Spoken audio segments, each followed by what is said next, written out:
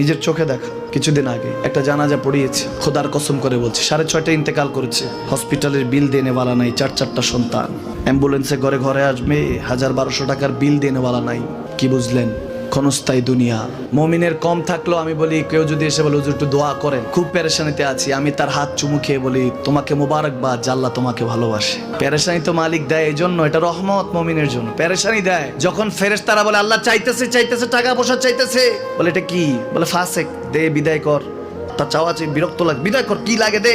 মুমিন যখন চাইতে থাকে আল্লাহ আমাকে কিছু লাগবে, যখন একটু করে চায় আমার মাটাকে সুস্থ করে দাও, বাবাটাকে আল্লাহ আমার স্ত্রীকে, আমার আমাকে একটু তৌফিক দাও, চাইতে থাকে মুমিন। আল্লাহ বলে যখন ফেরেশতারা দেখে মুমিন চাচ্ছে, দেরি করতে পারে না, তাড়াতাড়ি খাজানা নিয়ে দিতে নেবে, আল্লাহ বলে রাখোস না, এত তাড়াহুড়া কিসে?